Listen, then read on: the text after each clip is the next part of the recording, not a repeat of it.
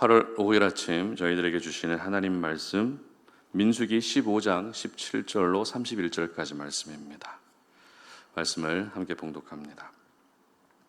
여호와께서 모세에게 말씀하여 이르시되 이스라엘 자손에게 말하여 이르라. 너희는 내가 인도하는 땅에 들어가거든 그 땅의 양식을 먹을 때에 여호와께 거제를 드리되 너희의 처음 익은 곡식 가루떡을 거제로 타작마당에 거제같이 들어 드리라.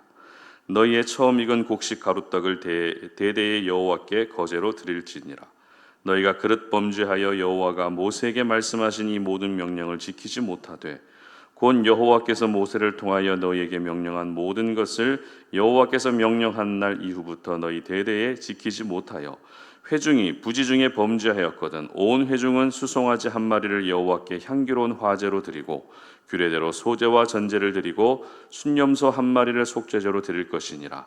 제사장이 이스라엘 자손의 온 회중을 위하여 속죄하면 그들이 사함을 받으리니 이는 그가 부지 중에 범죄하며 또 부지 중에 범죄함으로 말미암아 헌물 곧 화제와 속죄제를 여호와께 드렸음이라. 이스라엘 자손의 온 회중과 그들 중에 거류하는 타국인도 사함을 받을 것은 온 백성이 부지 중에 범죄하였음이니라. 만일 한 사람이 부지 중에 범죄하면 1년 된 암염소로 속죄제를 드릴 것이요 제사장은 그 부지 중에 범죄한 사람이 부지 중에 여호와 앞에 범한 죄를 위하여 속죄하여 그 죄를 속할지니 그리하면 사함을 얻으리라. 이스라엘 자손 중 본토 소생이든지 그들 중에 거류하는 타국인이든지 누구든지 부지 중에 범죄한 자에 대한 법이 동일하거니와 본토인이든지 타국인이든지 고의로 무엇을 범하면 누구나 여호와를 비방하는 자니 그의 백성 중에서 끊어질 것이라. 그런 사람은 여호와의 말씀을 멸시하고 그의 명령을 파괴하였은즉 그의 죄악이 자기에게로 돌아가서 온전히 끊어지리라. 아멘. 실수는 면죄부가 아니다라는 제목으로 오늘 아침 말씀 전합니다. 중세시대 마르틴 루터의 종교개혁은 면죄부에서부터 시작됐습니다. 면죄부란 죄에 대한 벌을 면제해주는 증서인데요. 이 증서를 당시 교황이 발급해서 교황청의 재정 확보를 위해서 가난한 시민들에게까지 강제적으로 팔게 됩니다. 그리고 이 시민들이 이것에 대해서 반대하면서 종교개혁이 일어나게 된 것입니다. 당시에 약 10만 원이라는 비싼 가격의 면죄부를 강매하면서 사회적 불만이 야기됐습니다. 그런데 이러한 문제는 사회적 문제에 해당되지만 신앙적 관점으로 면죄부를 보게 되면 이 면죄부에는 치명적인 오류가 있었습니다.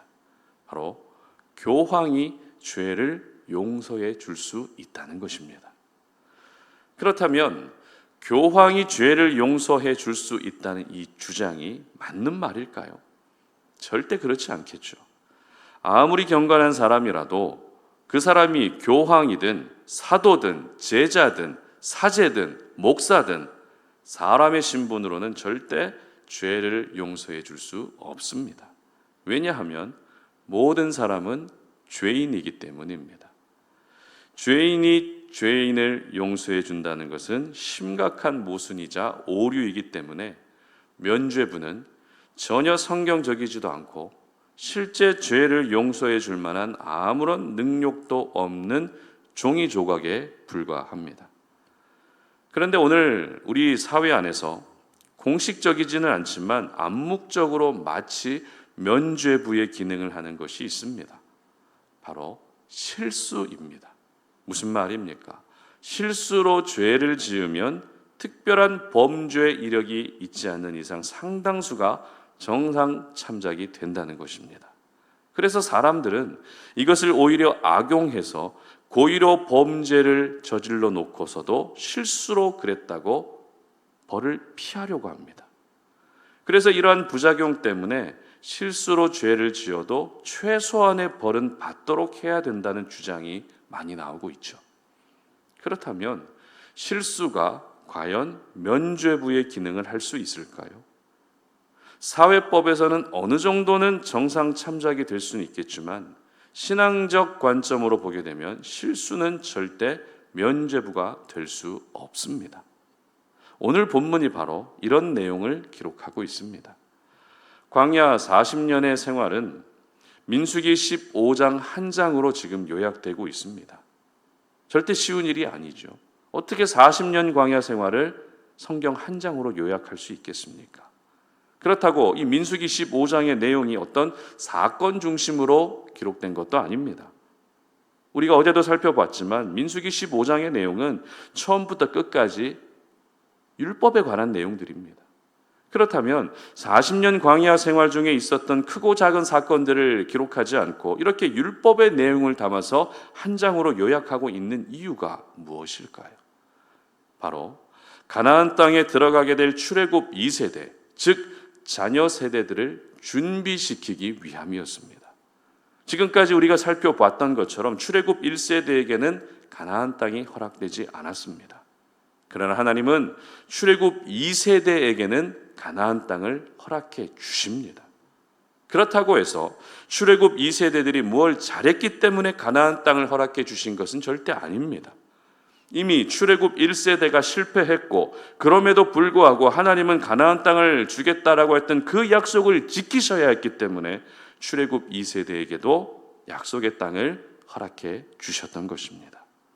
다만 가나안 땅을 허락해 주시되 최소한의 준비를 시키시고 가나안 땅으로 들어가게 하셨는데 그 준비가 바로 오늘 본문을 포함하고 있는 민수기 15장 말씀입니다. 따라서 광야의 40년 생활을 어떻게 했는지 보다 더 중요한 것은 출애굽 2세대들이 가나안 땅에 들어가기 위한 준비가 어떤 모습으로 이루어지고 있었는지가 더 중요합니다.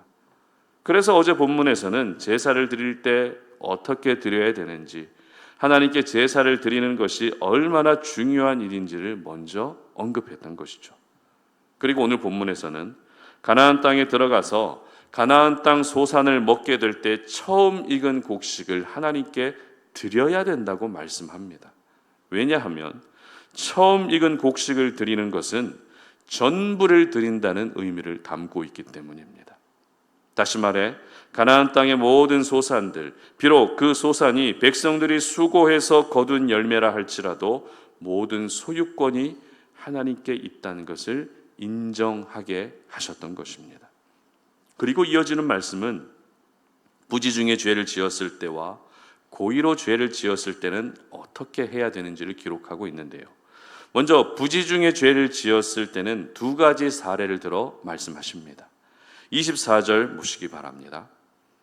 회중이 부지 중에 범죄하였거든 온 회중은 수송아지 한 마리를 여호와께 향기로운 화제로 드리고 규례대로 소제와 전제를 드리고 순념소 한 마리를 속죄제로 드릴 것이니라. 아멘. 그리고 27절 보십시오.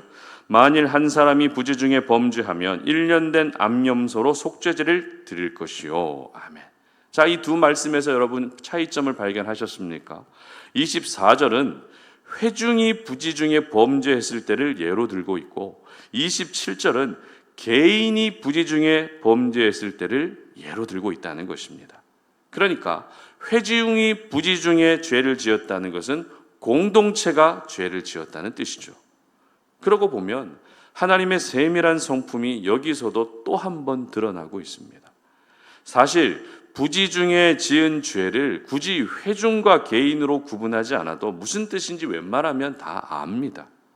그럼에도 불구하고 하나님은 회중과 개인이라는 두 부류로 나누어 설명하면서 부지 중에 지은 죄는 신분과 상황에 상관없이 누구나 용서받을 수 있는 죄라는 것을 명시하고 있는 것입니다.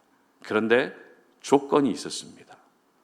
단순히 부지 중에 죄를 지었다고 해서 그 죄가 다 용서되는 것이 아니라 부지 중에 지은 죄를 지은 사람도 역시 그 죄를 용서받기 위해서는 한 가지 조건이 있었는데 그 조건은 바로 속죄 제사를 드려야 했다는 것입니다.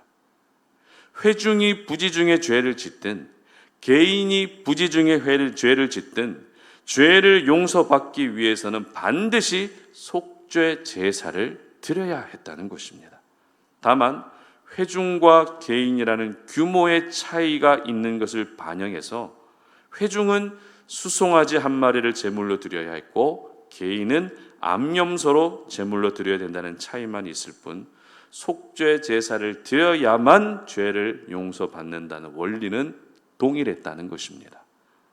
그리고 율법이 주어질 때 항상 언급됐던 대상이 있죠. 이방인과 타국인 역시 예외를 두지 않고 속죄 제사를 드리기만 한다면 부지 중에 지은 죄는 얼마든지 용서받을 수 있었던 것입니다. 부지 중에 죄를 지은 것, 부지 중에 지은 죄라는 것은 쉽게 말해 실수로 지은 죄라는 뜻입니다. 자기도 모르고 지은 죄를 의미합니다. 따라서 실수로 죄를 지었을 때 벌을 받게 되면 왠지 억울함이 생길 수밖에 없겠죠. 그래서 하나님은 실수로 지은 죄에 대해서는 용서받을 수 있는 특별 장치를 마련해 주셨던 것입니다. 그러나 이것을 바꾸어 말하면 실수 그 자체가 절대 면죄부는 될 수 없다는 말이기도 합니다.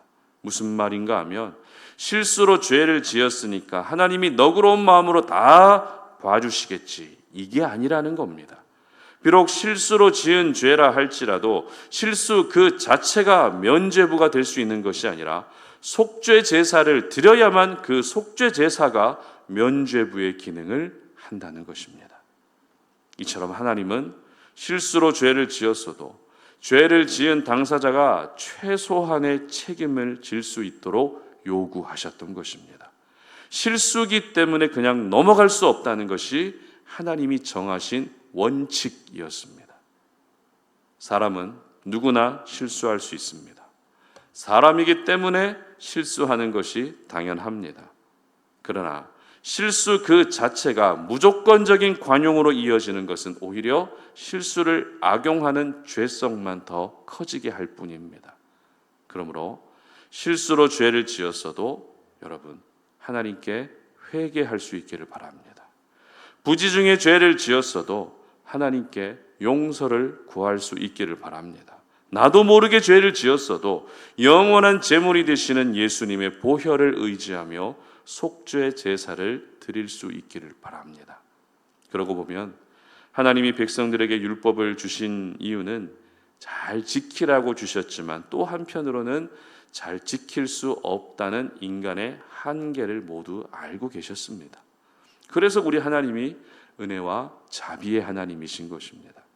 지킬 수 없다는 것을 알면서도 기회를 주시고 기다려 주신 것은 하나님이시기 때문에 가능한 일인 겁니다.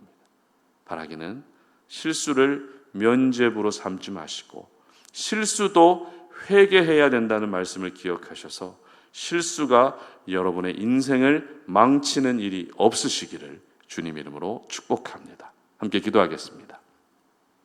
하나님 감사합니다. 오늘 우리가 주님의 거룩한 말씀을 통해서 실수는 결코 면죄부가 될 수 없다는 사실을 깨닫습니다. 실수로 죄를 지었기 때문에 어쩔 수 없었다, 용서해 주실 것이다 라고 생각하는 것은 우리 생각일 뿐입니다.